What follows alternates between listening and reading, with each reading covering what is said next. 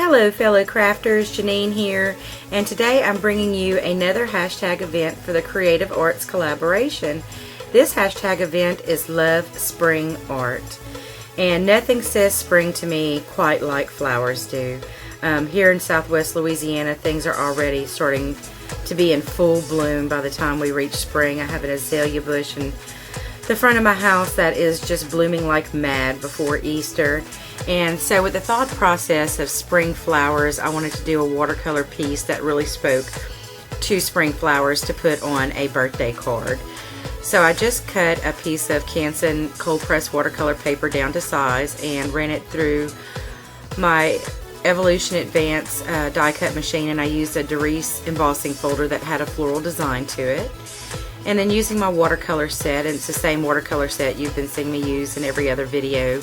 It's the kind that has the little pans that are in the green cardboard box. I'm sorry, I cannot pronounce the name of it. But I just used 3 colors from that set. I used that hot pink, kind of magenta pink, the mustard yellow, and what looks to me to be about an ultramarine blue. And I just used those 3 colors and mixed the other colors with them. So I used the pink and blue to make a purple, and the green and yellow to make a pretty spring green.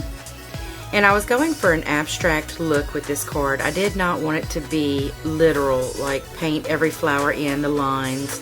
I just wanted there to be that ethereal look of a yellow flower, a pink flower, so that the idea of it's there, but the literal translation of it isn't. So I just dropped the color onto the wet watercolor paper and just let the colors bloom as they would. And I just love the way it looked. Again, I was going for a dreamy spring fever, love is in the air sort of look, so I didn't want it to be exact. I wanted it to be kind of abstract, like you understand that that's a yellow flower without it being colored in the lines. And then I did the blue and the green in the background to represent the sky and the earth of our springs in Louisiana are just so beautiful. It's just always sun shining and in the 70s, upper 60s and lower 70s.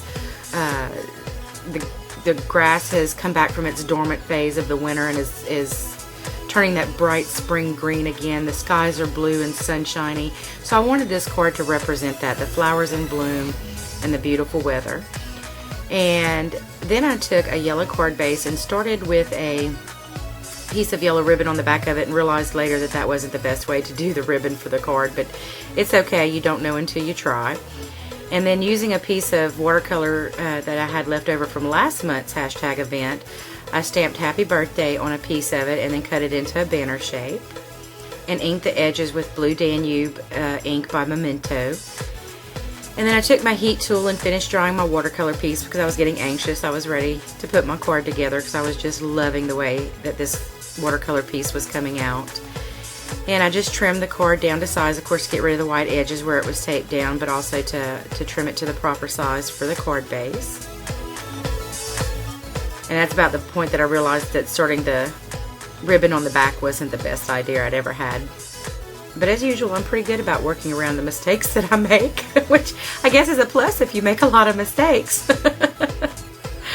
And I used a really good bit of score tape to adhere this watercolor piece to the cardstock, because watercolor paper has a tendency to warp a little bit once you've gotten it wet and so forth. So this really completely, covering the back of the piece really well with tape, double-sided tape, will really help it lay down nice and flat on your card base.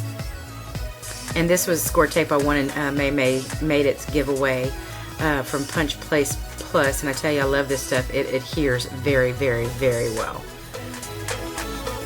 And so before I stuck the left side down really well, I went ahead and pulled that ribbon across it and trimmed it up and got it stuck to the back of the card on the other side. And then I just used my tape runner to adhere the sentiment to the front. I kind of wish now I'd popped it up on some fun foam or something, but anyway, I decided that the piece needed just a little bit something extra. It was still just a little bit too plain, and so I decided to stamp I love you on another little bit of leftover watercolor from last month's event and trimmed it down to size.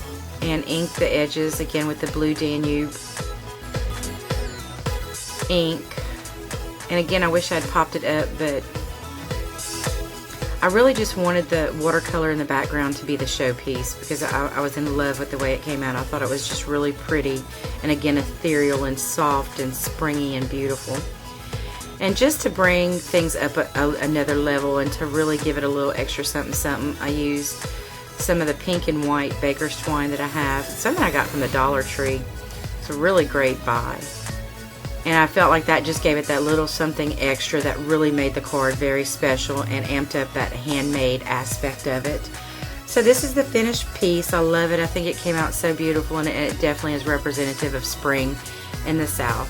Thank you so much for watching. Please remember to rate, comment, subscribe, and you have a very blessed day.